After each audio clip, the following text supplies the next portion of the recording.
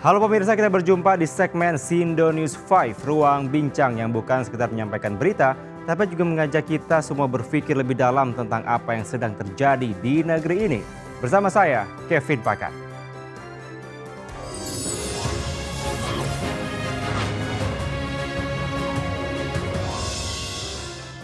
Pemirsa, hari ini Presiden Prabowo Subianto menghadiri rapat koordinasi nasional pemerintah pusat dan daerah di Sentul, Bogor, Jawa Barat. 4.487 peserta yang terdiri atas pimpinan kementerian dan lembaga, gubernur, bupati, wali kota, dan pimpinan DPRD berkumpul di Sentul, Bogor.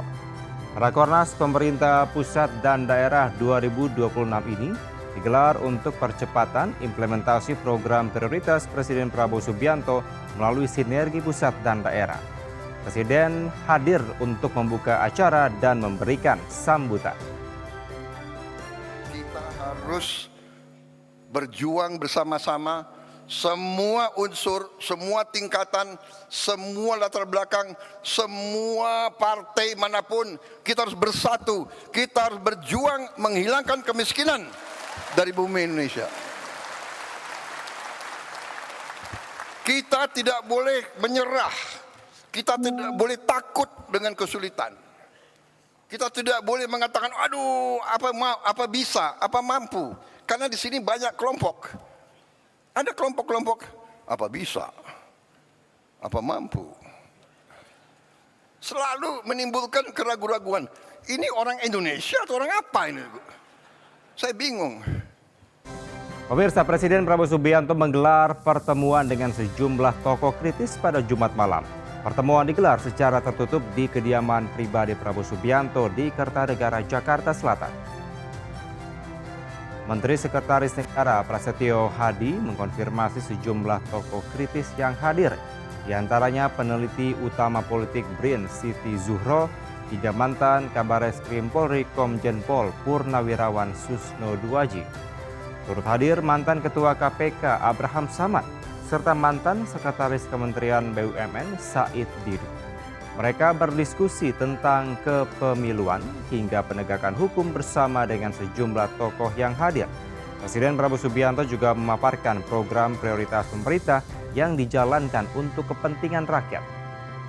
Konfirmasinya aja Mas, oposisi. Tidak ada yang oposisi, itu kan tokoh-tokoh masyarakat juga yang Pak Presiden terbuka untuk dialog, menerima masukan, kemudian juga beliau menjelaskan program-program yang dalam 1 tahun lebih beberapa bulan ini beliau jalankan yang semua memang berorientasi untuk kepentingan rakyat, berorientasi untuk kepentingan bangsa dan negara.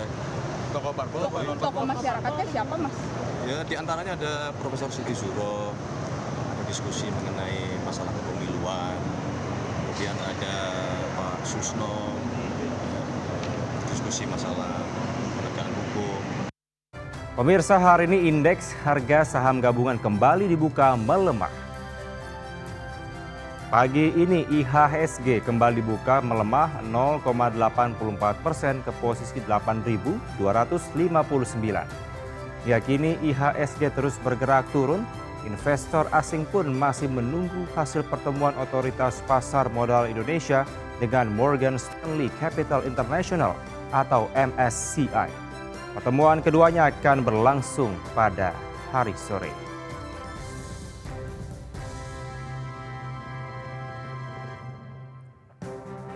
Ya, pemirsa, gejolak pasar saham membuat sejumlah petinggi Otoritas Jasa Keuangan dan juga Bursa Efek Indonesia mundur. Friederike Widiasari Dewi ditunjuk sebagai pejabat pengganti Dewan Komisioner OJK. Penunjukan ini ditetapkan dalam rapat Dewan Komisioner OJK.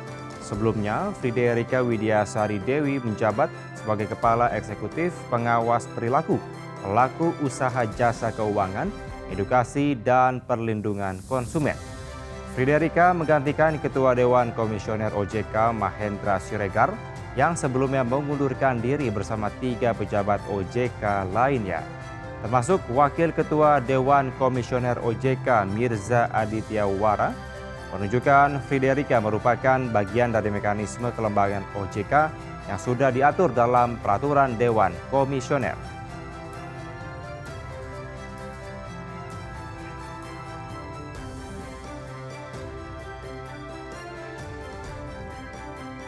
Kita ke informasi lainnya, pemirsa. Interpol resmi menerbitkan red notice terhadap buron kasus dugaan korupsi tata kelola minyak Riza Khalid.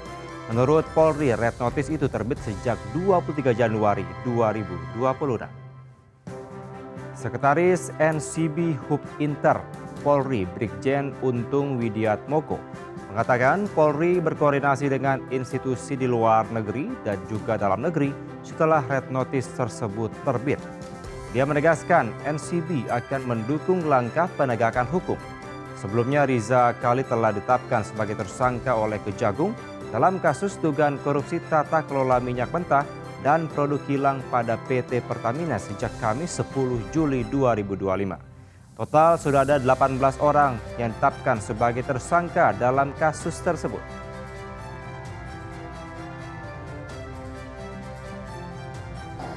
Interpol red notice atas nama Muhammad Riza Khalid atau disebut MRC telah terbit pada hari Jumat tanggal 23 Januari 2026 atau seminggu yang lalu.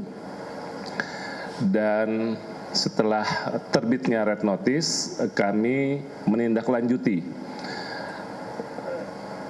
upaya yang dilakukan oleh Set NCB Interpol Indonesia melakukan koordinasi tentunya dengan counterpart, baik counterpart asing maupun counterpart yang berada di dalam negeri, kementerian maupun lembaga.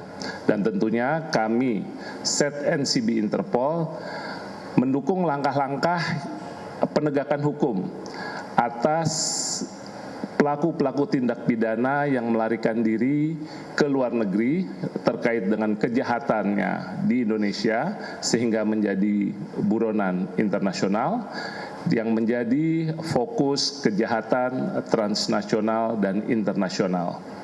Pemirsa, di balik setiap kebijakan ada konsekuensi dan di balik setiap headline ada harapan publik yang tak boleh diabaikan.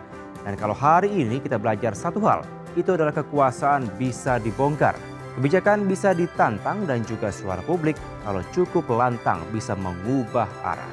Saya Kevin Pakar, terima kasih. Sampai jumpa.